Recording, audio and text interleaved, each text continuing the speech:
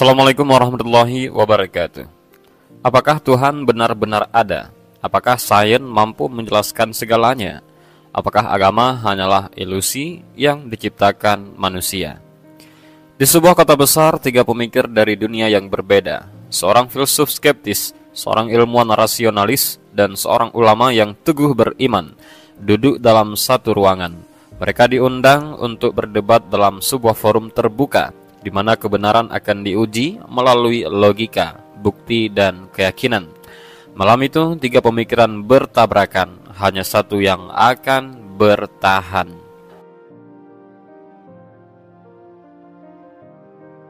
Di sebuah kafe kecil di tengah kota, seorang pria paruh baya dengan janggut rapi dan pakaian sederhana duduk membaca sebuah buku teologi. Namanya adalah Dr. Salman, seorang ulama terkenal yang telah mengabdikan hidupnya untuk memahami dan menyebarkan Islam.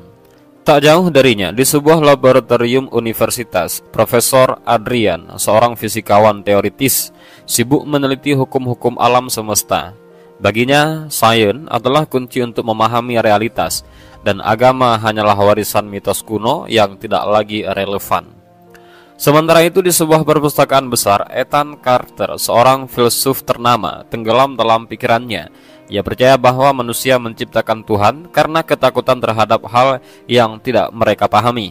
Baginya, agama adalah jebakan bagi akal sehat. Ketiganya menerima surat undangan yang sama. Anda diundang untuk menghadiri debat intelektual terbesar abad ini. Tema, apakah Tuhan benar-benar ada? Bertempat di aula besar Universitas Orion, Jumat malam pukul 20. Mereka bertiga membaca surat itu dengan penuh minat. Tidak ada pengirim, tidak ada detail tambahan, hanya satu instruksi: datang dan bersiap untuk mempertahankan keyakinan masing-masing. Di balik keingintahuan mereka, ada satu pertanyaan besar: siapa yang mengundang mereka dan untuk tujuan apa? Malam itu, aula besar Universitas Orion dipenuhi oleh ratusan penonton yang datang dengan penuh antusiasme. Mahasiswa, dosen, peneliti, dan orang-orang dari berbagai latar belakang berkumpul untuk menyaksikan pertarungan intelektual yang jarang terjadi. Di panggung utama, 3 kursi telah disiapkan, masing-masing dengan nama peserta: Dr. Salman, Profesor Adrian, dan Ethan Carter. Di tengah panggung, seorang moderator berdiri dengan tenang, menunggu para tamu kehormatan tiba. Dr. Salman adalah orang pertama yang tiba. Ia melangkah dengan tenang, mengenakan jubah sederhana, wajahnya penuh keteduhan. Saat melihat penonton yang ramai, ia tersenyum tipis dan mengambil tempatnya tanpa banyak bicara. Beberapa menit kemudian, Profesor Adrian datang. Ia mengenakan setelan jas dengan kacamata bertengger di hidungnya. Ekspresinya dingin dan skeptis, seolah tidak terlalu peduli dengan acara ini. Saat melihat Dr. Salman, ia hanya mengangguk kecil sebelum duduk. Terakhir, Ethan Carter memasuki ruangan dengan langkah santai, dengan gaya khas seorang filsuf. Ia mengenakan sweater gelap dan membawa buku catatan kecil. Ia menatap dua lawannya sejenak, lalu tersenyum sinis. Sepertinya ini akan menjadi malam yang panjang, gumamnya sebelum duduk. Suasana mulai menegang. 3 pemikir dari dunia yang berbeda kini berhadapan langsung. Moderator, seorang akademisi senior bernama Dr. Raymond, mengambil mikrofon. Selamat malam, hadirin sekalian. Kita berkumpul di sini untuk membahas salah satu pertanyaan terbesar dalam sejarah umat manusia. Apakah Tuhan benar-benar ada? Suara gemuruh kecil terdengar di antara penonton. Dr. Raymond melanjutkan. Di hadapan kita ada 3 pemikir luar biasa dengan perspektif yang berbeda. Dr. Salman, seorang ulama yang mengabdikan hidupnya untuk memahami Islam. Profesor Adrian, seorang ilmuwan yang percaya bahwa sains adalah satu-satunya jalan menuju kebenaran. Dan Ethan Carter, seorang filsuf yang menolak konsep ketuhanan sebagai sesuatu yang irasional. Ia menatap ketiga peserta.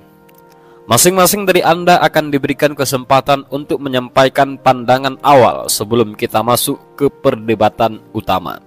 Dr. Raymond mengangguk ke arah Dr. Salman. Silahkan, Anda yang pertama. Dr. Salman menarik nafas dalam dan mulai berbicara. Eksistensi Tuhan bukan sekedar keyakinan, melainkan sebuah kebenaran mutlak yang dapat dibuktikan melalui akal dan wahyu. Kita tidak menciptakan Tuhan, tetapi Tuhanlah yang menciptakan kita dan seluruh alam semesta. Islam mengajarkan bahwa segala sesuatu di alam ini memiliki tanda-tanda keberadaannya. Ia mengangkat tangannya menunjuk ke langit-langit aula. Lihatlah keteraturan di alam semesta, dari rotasi planet hingga keseimbangan ekosistem. Semua ini menunjukkan adanya desain yang sempurna. Jika ada hukum-hukum alam, pasti ada pembuat hukum. Jika ada penciptaan, pasti ada sang pencipta. Beberapa orang di antara penonton mengangguk, sementara yang lain tetap diam menunggu sanggahan. Moderator mengalihkan pandangannya ke Profesor Adrian. Silahkan Profesor. Profesor Adrian merapikan kacamatanya sebelum berbicara.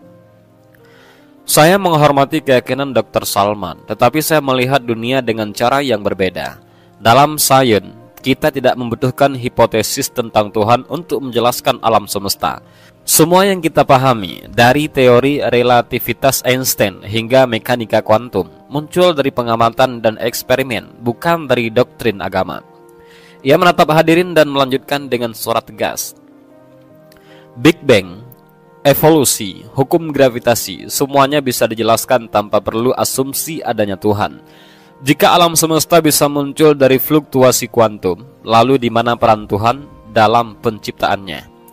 Penonton mulai berbisik-bisik. Beberapa mahasiswa fisika mengangguk setuju, sementara yang lain terlihat ragu. Moderator beralih ke Ethan Carter. Sekarang giliran Anda. Ethan menyandarkan tubuhnya ke kursi, lalu tersenyum tipis. Dr. Salman berbicara tentang Tuhan sebagai kebenaran absolut. Profesor Adrian berbicara tentang sains sebagai jawaban. Saya, di sisi lain, bertanya, bagaimana jika semua ini hanyalah ilusi kolektif? Ia membuka buku catatannya dan melanjutkan. Sejarah menunjukkan bahwa agama diciptakan manusia sebagai alat untuk menjelaskan hal-hal yang belum mereka pahami. Dulu, petir dianggap sebagai murka dewa. Tetapi sekarang kita tahu itu adalah pelepasan muatan listrik di atmosfer. Begitu juga dengan konsep Tuhan, sebuah gagasan yang kita warisi, bukan sesuatu yang nyata. Beberapa orang di antara penonton mulai bertepuk tangan pelan. Ethan tersenyum dan menambahkan satu kalimat tajam. Tuhan bukanlah pencipta manusia, justru manusialah yang menciptakan Tuhan. Suasana di aula mendadak tegang. Dr. Salman tersenyum tipis lalu berkata, kalau begitu, mari kita lihat apakah argumen Anda bisa bertahan dalam perdebatan. Moderator mengangguk. Kita akan lanjut ke sesi debat utama. Bersiaplah, karena pertempuran sesungguhnya baru saja dimulai.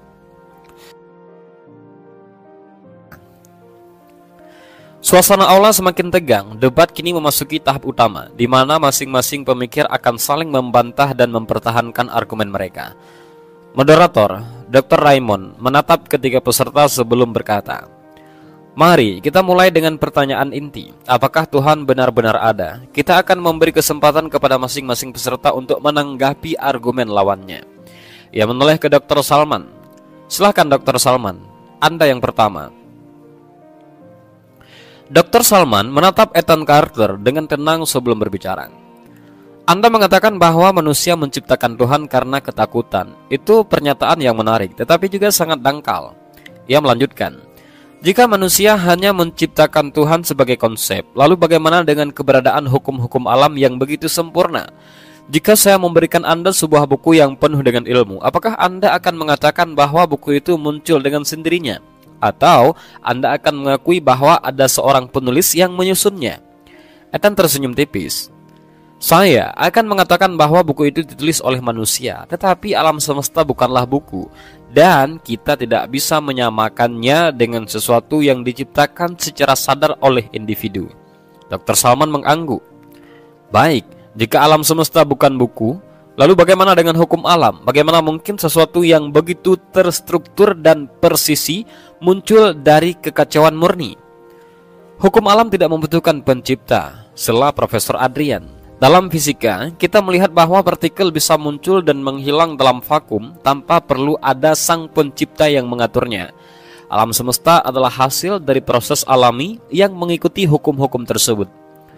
Dr. Salman tersenyum. Tetapi Profesor, siapa yang menetapkan hukum-hukum itu? Jika partikel muncul dan menghilang, siapa yang menciptakan mekanisme itu? Mengapa tidak ada kekacauan total? Fakta bahwa ada keteraturan menunjukkan adanya perancang di baliknya. Ethan Carter bersandar di kursinya dan menatap Dr. Salman. Lalu dia berkata, "Masalah dengan argumen Anda adalah asumsi bahwa keteraturan hanya bisa ada jika ada pencipta. Tetapi dalam sejarah filsafat banyak yang berpendapat sebaliknya." Ia mengangkat satu jari dan berkata, David Hume misalnya mengatakan bahwa kita tidak bisa begitu saja menyimpulkan bahwa keteraturan berarti ada pencipta. Alam semesta bisa saja selalu ada tanpa awal dan tanpa akhir. Dr. Salman menggeleng. Itu adalah asumsi yang lebih lemah. Alam semesta memiliki permulaan dan itu didukung oleh sains. Jika Anda mengatakan bahwa alam semesta selalu ada, Anda bertentangan dengan fakta ilmiah tentang Big Bang. Ethan mendesah pelan. Baik, saya akan mengakui bahwa ada awal bagi alam semesta. Tetapi mengapa harus Tuhan yang menciptakannya? Mengapa bukan proses alami? Profesor Adrian memutuskan untuk masuk ke dalam perdebatan. Ini menarik. Dr. Salman berbicara seolah-olah Tuhan adalah satu-satunya jawaban. Tetapi dari perspektif sains, kita bisa menjelaskan asal-usul alam semesta tanpa perlu mengandalkan Tuhan. Ia mengambil spidol dan menggambar di papan tulis digital. Big Bang terjadi sekitar 13,8 miliar tahun yang lalu. Sebelumnya ada keadaan singularitas, di mana ruang dan waktu seperti yang kita kenal belum ada. Tetapi kita tahu bahwa dalam dunia kuantum, sesuatu bisa muncul dari ketiadaan. Yang menoleh ke arah Dr. Salman. Anda mengatakan Tuhan adalah penyebab pertama, tetapi mengapa kita tidak bisa mengatakan bahwa hukum-hukum kuantum adalah penyebab pertama? Dr. Salman menjawab, karena hukum kuantum itu sendiri membutuhkan keberadaan. Hukum tidak bisa berdiri sendiri tanpa ada yang menetapkannya. Jika Anda mengklaim bahwa hukum kuantum menciptakan alam semesta, Anda hanya mengganti nama Tuhan dengan istilah lain. Beberapa orang di antara penonton mulai mengangguk, sementara yang lain terlihat berpikir keras. Ethan mengangkat tangannya dan berkata, tetapi ada satu masalah besar, Dr. Salman. Jika Tuhan menciptakan alam semesta, lalu siapa yang menciptakan Tuhan?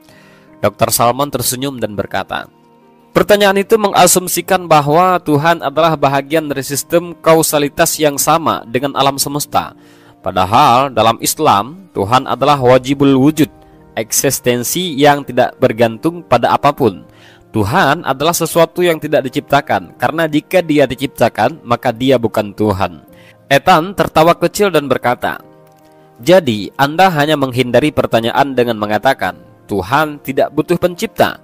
Itu terdengar seperti jawaban yang dibuat-buat. Dr. Salman menggeleng. Itu bukan jawaban yang dibuat-buat, tetapi jawaban yang logis. Jika kita terus bertanya siapa yang menciptakan pencipta, kita akan jatuh dalam regresi tak terbatas yang tidak masuk akal. Harus ada satu titik awal yang tidak diciptakan, dan itulah Tuhan.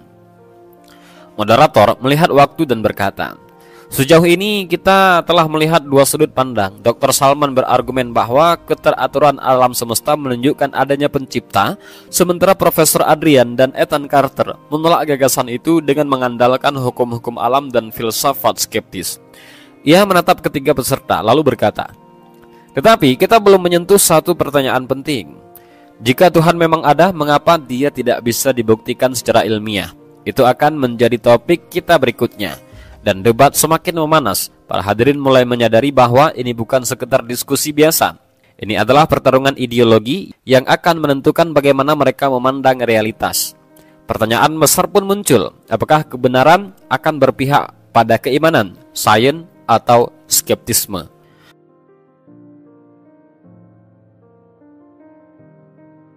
Ruangan masih dipenuhi ketegangan.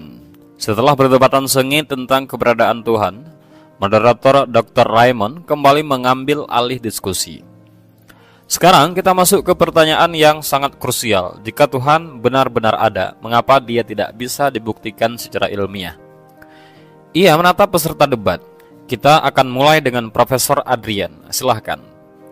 Profesor Adrian melangkah ke depan menyandarkan tangannya ke podium dan dia berkata, sains bekerja dengan cara yang jelas. Kita mengamati sesuatu, membuat hipotesis, melakukan eksperimen, dan mendapatkan kesimpulan. Jika Tuhan memang nyata, bukankah seharusnya kita bisa menemukan bukti empiris tentangnya? Ia menghela nafas sebelum melanjutkan. Kita bisa mengamati hukum gravitasi, kita bisa membuktikan eksistensi gelombang elektromagnetik. Tetapi ketika sampai pada Tuhan, para teolog selalu mengatakan bahwa Tuhan tidak bisa diuji secara ilmiah. Bukankah itu cara yang mudah untuk menghindari pertanggungjawaban intelektual? Dr. Salman tersenyum kecil, tetapi ia menunggu gilirannya untuk berbicara. Ethan Carter mengangkat tangan. Saya ingin menambahkan sesuatu. Moderator mengangguk, mengizinkannya berbicara. Ethan Carter menyesuaikan jasnya sebelum berbicara, dan dia berkata, salah satu alasan utama mengapa Tuhan tidak bisa dibuktikan secara ilmiah adalah karena Dia mungkin tidak pernah ada sejak awal. Sejarah membuktikan bahwa manusia menciptakan konsep Tuhan untuk menjawab pertanyaan-pertanyaan yang belum bisa dijelaskan. Ia melanjutkan, dulu kita tidak tahu bagaimana petir terjadi, lalu kita menganggapnya sebagai tanda kemarahan dewa. Kemudian kita menemukan ilmu meteorologi. Dulu kita tidak tahu bagaimana manusia muncul di bumi. Lalu kita mengatakan bahwa Tuhan yang menciptakan manusia dari tanah. Kemudian kita menemukan teori evolusi. Ethan menatap Dr. Salman dengan penuh tantangan. Ilmu pengetahuan terus menggantikan peran Tuhan dalam menjelaskan alam semesta. Jika tren ini berlanjut, suatu hari nanti kita tidak akan membutuhkan Tuhan sama sekali. Beberapa hadirin mengangguk setuju, tetapi beberapa lainnya tampak tidak nyaman dengan pernyataan ini. Dr. Salman akhirnya melangkah ke depan. Baiklah, saya akan menanggapi argumen ini satu persatu. Ia menoleh ke arah Profesor Adrian terlebih dahulu. Profesor, jika Anda mengatakan bahwa Tuhan harus diuji secara ilmiah, tetapi pernyataan ini sendiri mengandung kekeliruan logis. Sains hanya bisa menguji sesuatu yang bersifat material, sementara Tuhan, menurut definisinya, bukan bagian dari dunia material. Ini seperti meminta kita membuktikan keberadaan pikiran manusia dengan cara menimbangnya di timbangan. Cara itu tidak akan pernah berhasil. Ia melanjutkan, ilmu pengetahuan hanya dapat mengukur apa yang ada dalam ruang dan waktu, sedangkan Tuhan berada di luar ruang dan waktu. Ini bukan berarti Tuhan tidak ada, tetapi hanya berarti metode yang kita gunakan untuk membuktikannya harus berbeda. Lalu ia beralih ke Ethan Carter. Ethan, Anda berargumen bahwa Tuhan hanyalah hasil dari ketidaktahuan manusia di masa lalu, dan sains telah menggantikan peran Tuhan dalam menjelaskan alam semesta. Tetapi saya ingin mengajukan pertanyaan balik. Apakah Anda yakin bahwa sains bisa menjelaskan segalanya?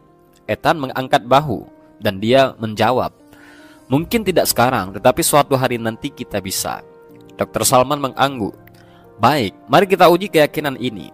Sains telah berkembang selama ratusan tahun, tetapi ada beberapa pertanyaan fundamental yang tetap belum terjawab. Seperti, apa yang menyebabkan Big Bang?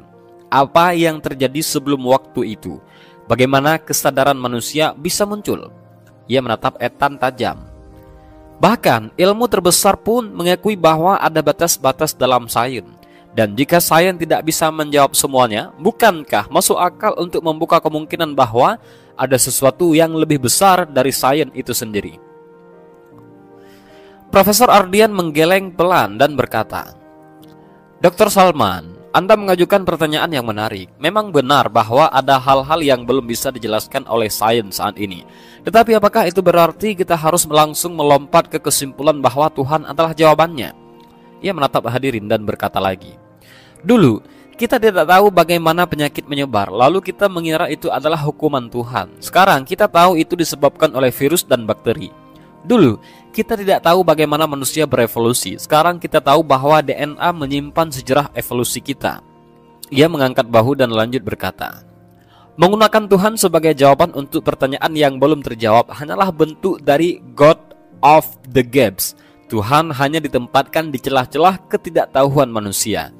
Dan sejarah menunjukkan bahwa semakin berkembangnya sains, semakin sempit celah itu. Dr. Salman tersenyum kecil dan berkata, saya tidak mengatakan bahwa kita harus menggunakan Tuhan sebagai jawaban untuk semua misteri. Saya hanya mengatakan bahwa jika alam semesta ini memiliki hukum yang begitu presisi, Maka masuk akal jika ada perancang di baliknya. Ia menoleh ke arah Profesor Adrian dan lanjut berkata, Anda mengatakan bahwa kita tidak perlu Tuhan karena kita bisa menjelaskan banyak hal dengan sains.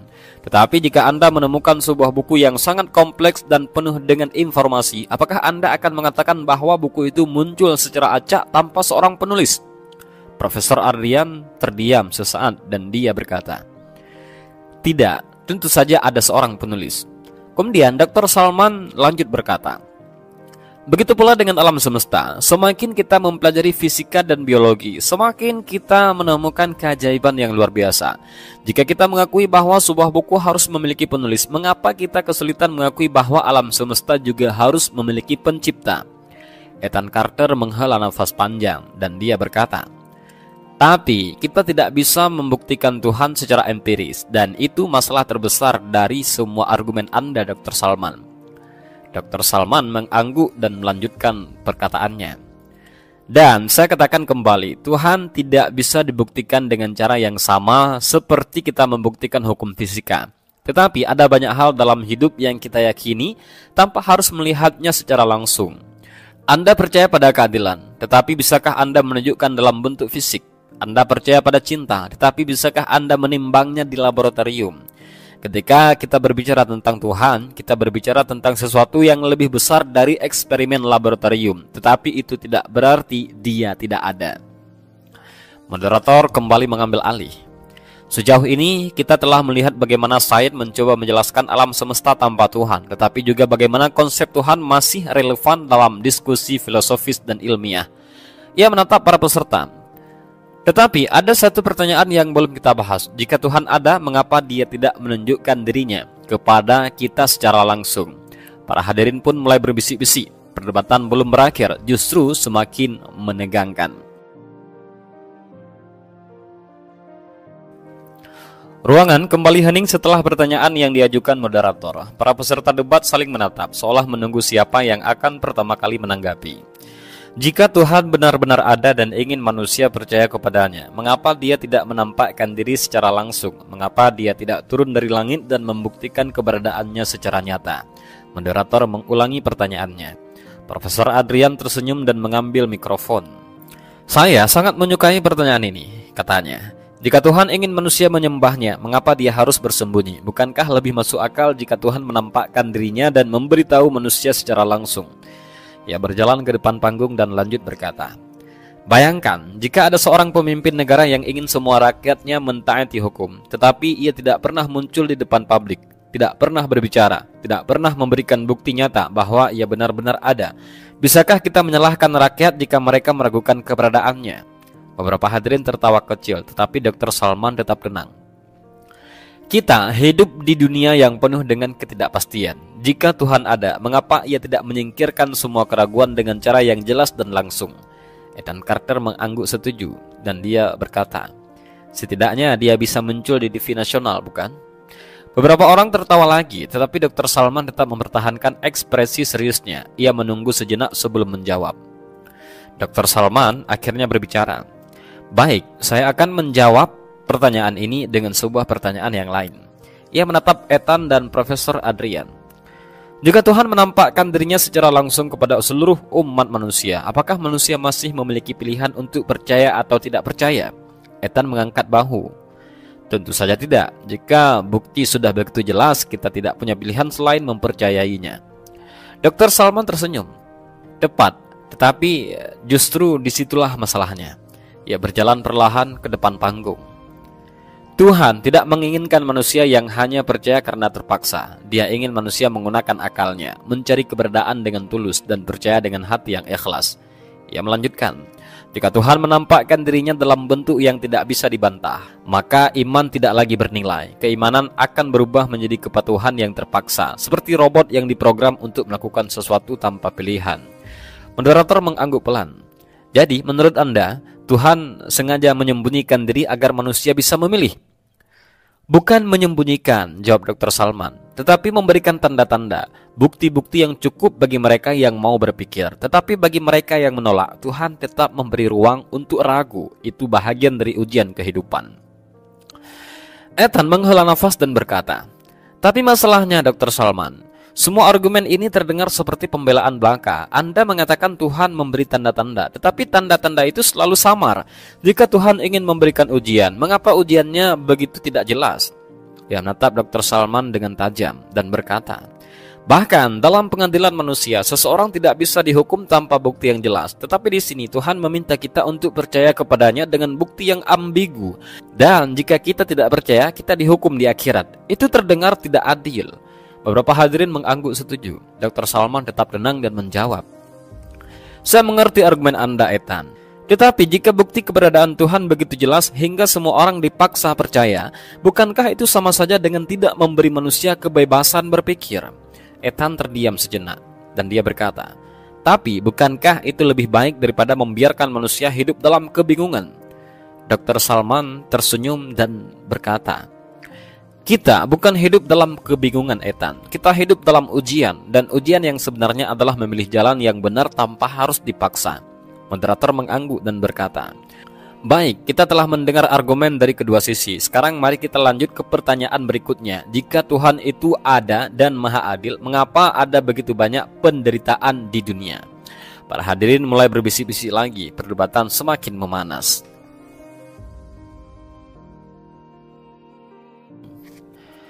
Setelah perdebatan tentang mengapa Tuhan tidak menampakkan dirinya, moderator melemparkan pertanyaan baru yang tak kalah menantang. Jika Tuhan itu maha penyayang dan maha adil, mengapa dunia dipenuhi dengan penderitaan? Mengapa ada perang, kelaparan, penyakit, dan bencana alam? Moderator menoleh ke Ethan Carter. Anda ingin menjawab lebih dulu? Ethan mengangguk dan maju ke depan. Ethan berdiri tegak dan berkata, ini adalah argumen yang sangat sederhana. Jika Tuhan itu benar-benar maha penyayang, Dia seharusnya tidak membiarkan anak-anak mati kelaparan di Afrika. Dia seharusnya tidak membiarkan gempa bumi dan menghancurkan kota-kota. Dia seharusnya tidak membiarkan jutaan orang menderita karena kanker. Ia menatap hadirin.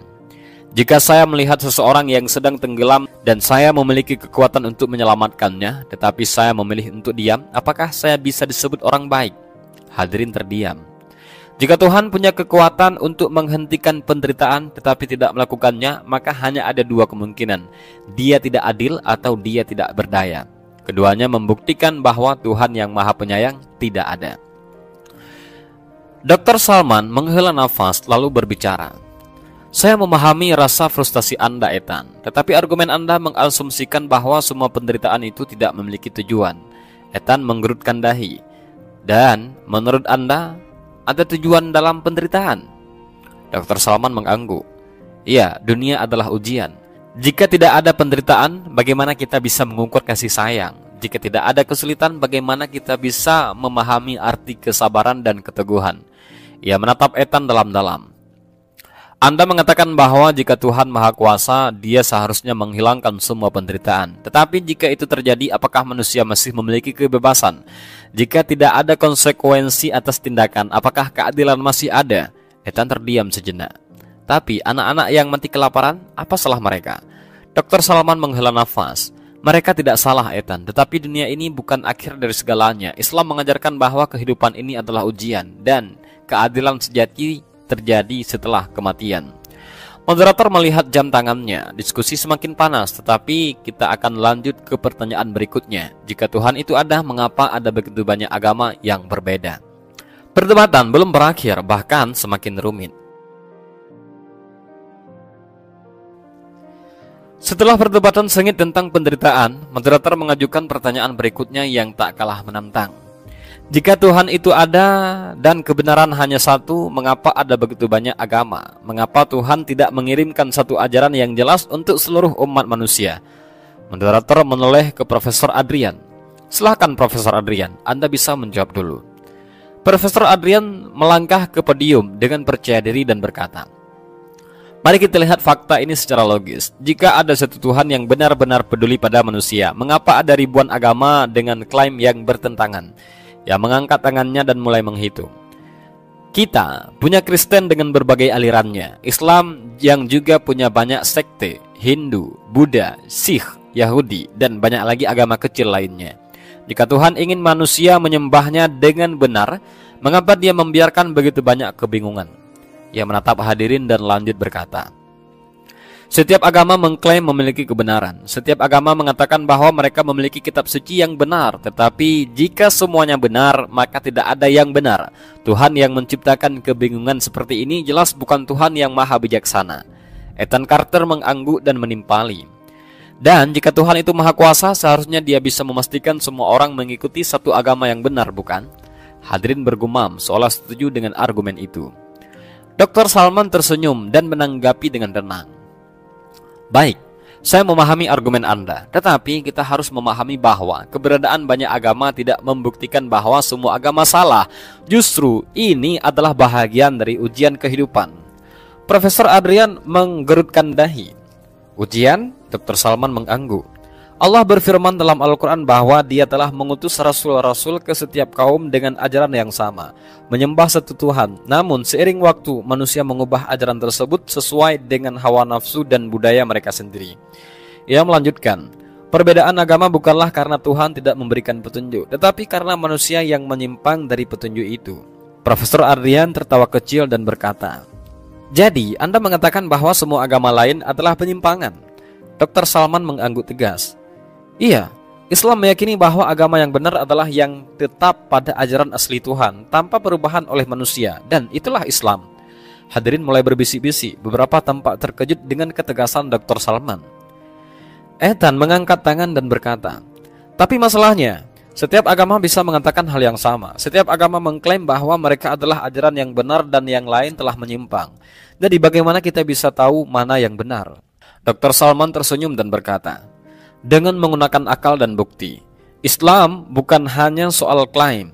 Islam memberikan bukti rasional, sejarah, dan wahyu yang tetap terjaga keasliannya. Profesor Adrian menggeleng dan berkata, tetapi setiap agama punya kitab suci mereka sendiri dan pengikutnya yakin bahwa kitab mereka benar. Jadi bagaimana kita bisa mempercayai satu kitab di atas yang lain? Moderator mengangkat tangan dan berkata, itu pertanyaan yang bagus dan itu akan membawa kita ke pertanyaan berikutnya. Bagaimana kita tahu kitab suci mana yang benar? Dan perdebatan semakin tajam. Moderator melanjutkan, banyak agama memiliki kitab suci. Kristen memiliki Alkitab, Islam memiliki Al-Quran, Hindu memiliki Weda, Buddha memiliki Tripataka, dan lain-lain. Jika Tuhan benar-benar mengirim wahyu kepada manusia, bagaimana kita bisa menentukan kitab mana yang benar? Ia melirik Ethan. Ethan, silahkan mulai. Ethan menarik nafas panjang dan berkata, baik, saya akan mengatakan sesuatu yang mungkin tidak semua orang suka dengar. Semua kitab suci adalah buatan manusia. Beberapa hadirin tampak tersendak. Lalu dia melanjutkan, Alkitab, Al-Quran, Weda, semuanya ditulis oleh manusia, diterjemahkan oleh manusia, dan diinterpretasikan oleh manusia. Tidak ada bukti yang menunjukkan bahwa kitab-kitab ini berasal dari Tuhan. Faktanya, jika kita melihat sejarah, kita menemukan bahwa semua kitab suci ini penuh dengan perubahan dan kontradiksi. Profesor Adrian mengangguk dan berkata, saya setuju. Misalnya dalam Alkitab ada banyak versi yang berbeda dan sering bertentangan satu sama lain. Jika itu benar-benar firman Tuhan, seharusnya tidak ada kesalahan. Dr. Salman tetap tenang dan dia berkata, saya paham maksud Anda, tetapi apakah Anda tahu bahwa ada satu kitab yang tetap terjaga tanpa perubahan sejak pertama kali diturunkan? Ethan menggerutkan dahi dan dia bertanya, maksud Anda Al-Quran? Dr. Salman mengangguk dan berkata, iya, Al-Quran adalah satu-satunya kitab yang tidak pernah diubah sejak diturunkan. Tidak ada versi yang berbeda. Tidak ada perubahan teks selama lebih dari 1400 tahun. Profesor Ardian mengangkat tangan dan dia berkata, sebentar, Anda mengatakan bahwa Al-Quran tidak berubah. Tetapi bagaimana kita bisa yakin? Hanya karena umat Islam percaya demikian. Dr. Salman tersenyum dan dia berkata, bukan hanya karena kepercayaan, ada bukti ilmiah dan sejarah yang mendukung klaim ini. Ribuan manuskrip kuno Al-Quran telah ditemukan dan semuanya identik dengan teks yang kita baca hari ini. Ethan mengeleng dan dia berkata, tapi hanya karena suatu kitab tetap sama selama berabad-abad, bukan berarti itu berasal dari Tuhan. Itu hanya berarti teksnya tidak berubah. Dr. Salman mengangguk dan dia berkata, Anda benar, tetapi mari kita lihat hal lain. Al-Quran memiliki banyak keajaiban ilmiah yang tidak mungkin diketahui manusia pada zaman dulu. Misalnya tentang perkembangan embrio, tentang perluasan alam semesta, tentang lapisan atmosfer. Bagaimana mungkin seorang pria di abad ke-7 mengetahui hal-hal ini tanpa bantuan wahyu? Ethan terdiam sejenak. Profesor Adrian tersenyum sinis dan berkata, argumen tentang keajaiban ilmiah. Saya sudah sering mendengar ini. Tapi masalahnya banyak ayat dalam kitab suci bisa ditafsirkan dengan berbagai cara. Ayat-ayat ini seringkali bersifat ambigu, sehingga orang bisa memaknainya sesuai dengan pengetahuan yang mereka miliki saat ini. Dr. Salman tetap tenang, dan dia menjawab, baik, jika Anda berpikir ayat-ayat ini hanya kebetulan, bisakah Anda menunjukkan kitab lain dari masa lalu yang juga berisi keajaiban ilmiah? Ethan dan Profesor Adrian terdiam. Jika ini hanya kebetulan, maka kita seharusnya bisa menemukan banyak teks kuno lain yang memiliki informasi ilmiah yang akurat.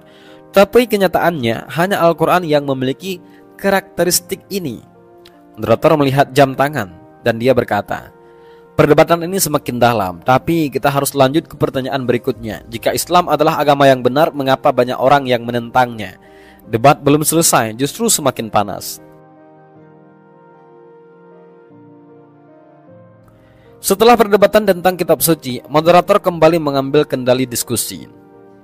Baiklah, kita telah membahas berbagai agama dan kitab suci mereka. Sekarang, mari kita bahas pertanyaan yang sering muncul di masyarakat. Jika Islam adalah agama yang benar, mengapa banyak orang menentangnya?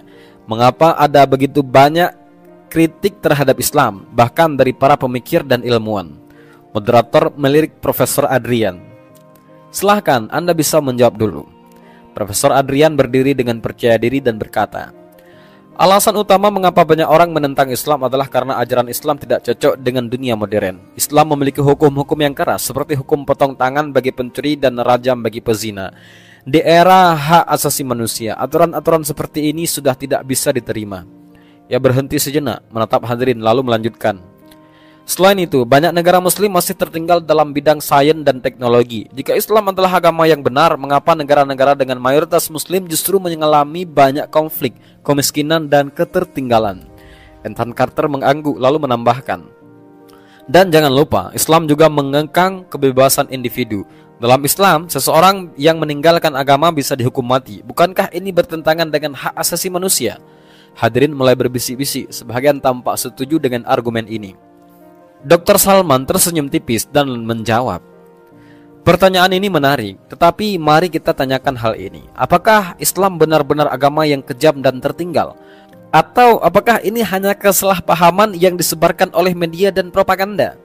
Ia melanjutkan dengan suara tegas, jika Islam adalah agama yang menentang sains, mengapa ilmuwan muslim di masa lalu seperti Al-Khawarizmi, Ibnu Sina, dan Al-Farabi justru menjadi pionir dalam bidang matematika, kedokteran, dan filsafat? Islam tidak pernah menghambat sains. Justru Islam mendorong umatnya untuk berpikir dan mencari ilmu. Ethan memotong, tetapi bagaimana dengan hukum-hukum Islam yang keras? Apakah Anda membenarkan hukuman yang seperti potong tangan dan rajam? Dr. Salman tetap tenang dan menjawab, hukuman dalam Islam memang tegas, tetapi ada syarat-syarat ketat sebelum hukum itu bisa diterapkan. Potong tangan misalnya hanya bisa dilakukan jika pencurian terjadi dalam kondisi tertentu, dan itu pun setelah semua faktor sosial diperhitungkan. Sistem hukum Islam lebih menekankan keadilan daripada sekedar hukuman. Profesor Adrian menggeleng dan dia bertanya, tapi bagaimana dengan hukum bagi orang yang keluar dari Islam? Bukankah itu bertentangan dengan kebebasan beragama? Dr. Salman menjawab dengan tenang, dalam Islam, hukuman bagi orang yang keluar dari Islam tidak diberikan hanya karena ia berpindah agama, tetapi jika ia menghasut atau mengancam stabilitas negara. Ini lebih mirip dengan tindakan pengkhianatan, bukan sekedar perbedaan keyakinan. Moderator mengangkat tangan. Baik, kita telah membahas banyak hal. Sekarang mari kita tutup debat ini dengan pertanyaan terakhir. Apakah manusia benar-benar membutuhkan agama? Moderator menatap para panelis. Sepanjang diskusi ini, kita telah membahas apakah Tuhan ada, mengapa ada banyak agama, kitab suci mana yang benar, dan mengapa Islam ditentang. Sekarang, kita sampai pada pertanyaan yang paling mendasar.